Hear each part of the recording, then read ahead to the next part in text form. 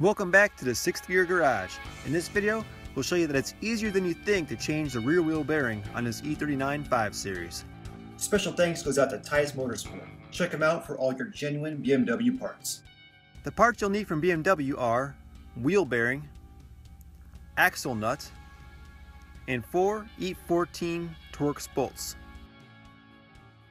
The only special tools you'll need are a 2-jaw ball joint and 3-jaw bearing puller, which you can borrow from most auto parts stores if you don't want to buy them. We're actually going to use an adjustable one that can be reconfigured to pull with 3 jaws, as shown here, or take off 2 of the jaws and put one on the extra mounting point to create a 2-jaw puller. If you don't already own an E14 Torx socket, pick one up. Let's get started. First, you need to unstake the axle nut using a small chisel. It's staked on both sides to keep it from coming loose while driving. Next, loosen a 36mm 12-point axle nut with a long breaker bar or a beefy impact wrench if you have near compressor.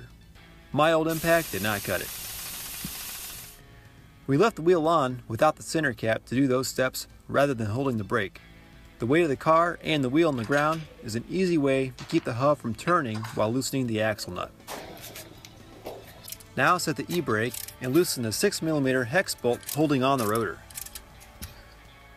Unbolt the 16mm bolts on the back of the caliper and then support it out of the way to avoid stress on the brake line. This is a great time to replace your rear pads or rotors if needed. Be sure you release the emergency brake from the earlier step and give the rotor some taps with a rubber mallet, not a hammer, to help break it loose from the hub. We're in Ohio, so of course it's pretty rusty. We tapped on the front, then the back, and kept repeating until it was free. With the rotor removed, you can see the emergency brake, which is set up similar to a drum brake. We're not going to mess with any of that. We're using the 3-jaw puller on the hub and tightening it, which would pull the hub outward if it were unbolted. Instead, this will push the axle inward. When the axle moves inward, you'll have a little more room to loosen the 4 E14 bolts, which hold the bearing from the back. A little PP blaster on the exposed threads will help them come out easier. Along with extensions, you'll need to use a universal joint or wobble extension to reach them. Removing the E14 bolts takes some time because they're in a tight area, sometimes having to add on extensions to work through the control arm. With the last of the 4 bolts removed, it's time to put the puller back on and pull the hub. With the hub and bearing removed as one unit, we're now using the 2-jaw puller setup with a 36mm socket to push the hub from the old bearing. Once separated, you'll end up with this. The inner race has stayed with the hub. This is normal, and instead of replacing the hub for about $100, you can pull the inner race off using the puller. First, we're using a Dremel to cut grooves into the race for our puller to grab. Being careful not to cut through the race and damage the hub, we cut 3 grooves. One of our grooves was a little too big, which weakened the hub, causing a piece to break off when using the puller. So we reconfigured our puller to a 2-jaw setup and carefully added another groove opposite of one of the good existing grooves. Now, with our 2-jaw puller and a 36mm axle nut socket, we're ready to remove the bearing race.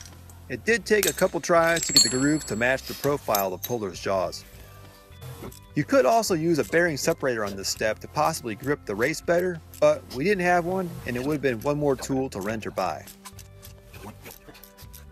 Don't expect this step to go quickly. Use a little PV blaster to help lube the surface. It'll be slow at first, but the more it moves, the easier it gets. We're applying a thin layer of Antisieze to the hub before installing the new bearing.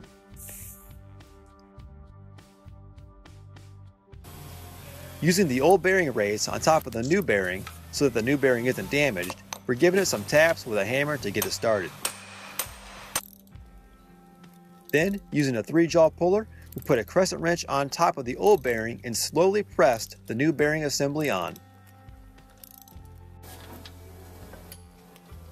Next, we hand press the hub just a little onto the axle splines, being sure they're lined up, and applied red Loctite on the E14 bolts and threads they were going into. Here we have the E14 bolts installed from the rear, but no need to tighten them all the way down yet. Be sure the splines are clean, a little lube will always help. Now, we push the axle from behind to move it outward enough to thread the 36mm nut on by hand. That'll also help pull it through. We left the axle pushed inward when starting on the E14 bolts to give us a little bit more room to work with the socket. Now, we're ready to tighten the axle nut. We use a torque wrench once the car is back on the ground to get the final torque specs. Before putting the rotor back on, it's a good idea to put some Antisieze in the hub to make removal of the rotor easier in the future. We reinstall the rotor, 6mm hex screw, and caliper, and torque the 16mm caliper bolts to 48 foot-pounds. Then put the wheel in the car and the car on the ground. With the tire chocked and parking brake applied, the axle nut should be torqued to 221 foot-pounds. Pull the wheel back off to stake the nut as it was when you started, and you're done. If you have any tips to make this job easier, we'd love to hear your ideas in the comments below. Thanks for watching.